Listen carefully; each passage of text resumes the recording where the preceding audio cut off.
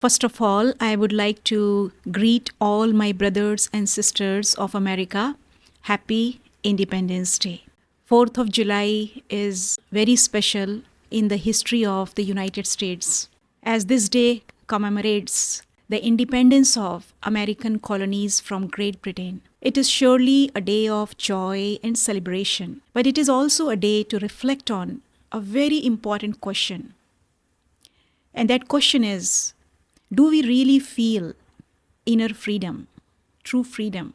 If we are truly free, then we should be able to experience peace and harmony in this world. But if we look around, what do we see? There is so much peacelessness and sorrow and violence happening around the world. If we are truly free, then we should be able to enjoy each and every second. Our every moment should be filled with happiness. There should be fragrance of happiness in the atmosphere. But what do we see? On the contrary, we see that people are so depressed, they are so sad, they are so distressed. If we are truly free, then we should be able to experience love and compassion. There should be this feeling of love and compassion towards each other. But what do we see? People have feelings of hatred, jealousy, resentment, animosity, so much negativity everywhere. If we are truly free, then everyone should be able to get this sense of contentment and fullness in life. On the contrary, people are feeling so lonely and so empty. If we are truly free, then everyone should feel safe and secure. On the other hand, people are living in fear and there is no security. So if we think about all of these things, then surely we can say that everyone now in today's world in bondage. No one is experiencing true independence. So really speaking, true independence comes from within. See this word independent. We can separate this word in and dependent. So depend on your inner resources instead of depending on external resources for experiencing peace and happiness. If we depend on our inner resources, the inner resources of peace, love, happiness, all the beautiful qualities, if we depend on these, then definitely our victory is guaranteed. We can equate freedom with happiness. Because see, if we are free, then how do we feel? We feel so happy. We feel so light. But today, people are so heavy in their minds. And really speaking, everyone has now become a slave of their own minds. Our mind is ruling us. No one is free. If we reflect on this aspect of having full control over our mind, so this is where we need to go. We need to go within and ask ourselves, am I really free from inside? Do I have full control over my own mind? If we closely look inside us, then we will realize that there are enemies that are hiding inside each one of us. And who are these enemies? These enemies are these vices, the vices of lust, greed, attachment, ego, and anger. These vices, they don't allow us to experience the true peace, true love, true happiness. And if we really want to experience all of these beautiful qualities, then we need to chase away these enemies from within, so that we can truly experience the freedom that we all are looking for.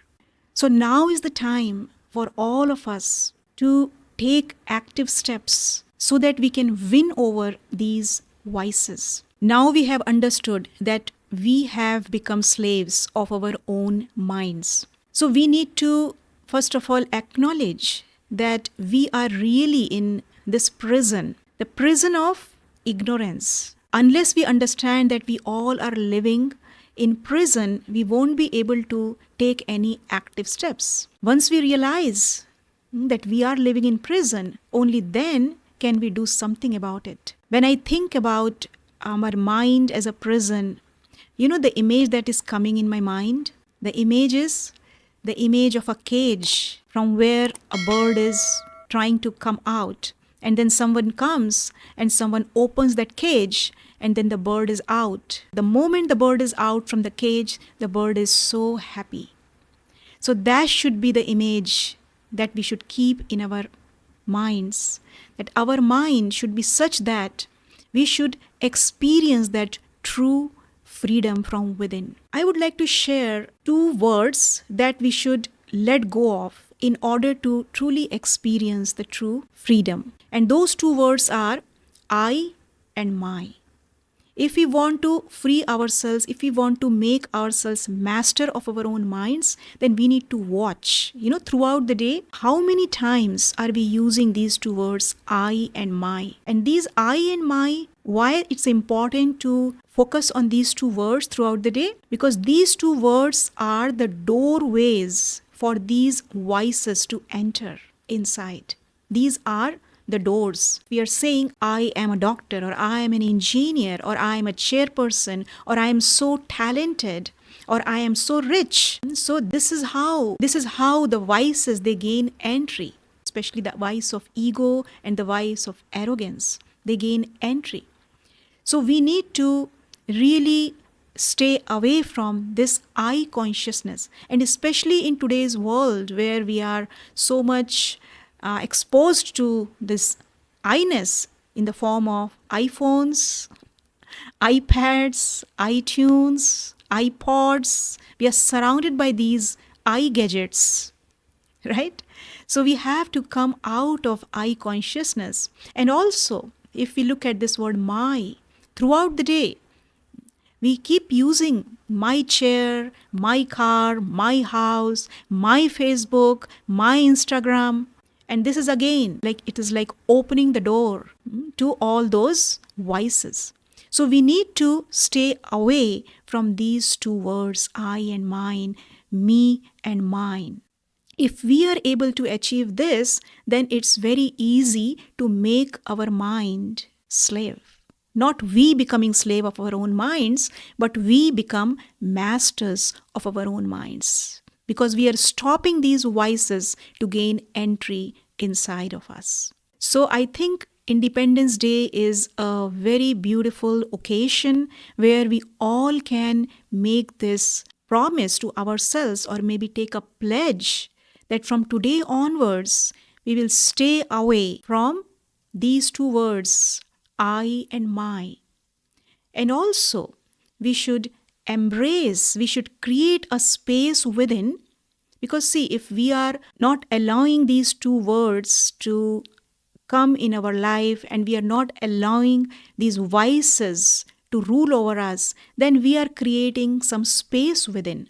So in that space, we can invite God's energy. And if we are connected to God's energy and our own true self, then what happens? We then start creating thoughts of peace, thoughts of love, thoughts of happiness. And in a way, we can say that we build a beautiful army within.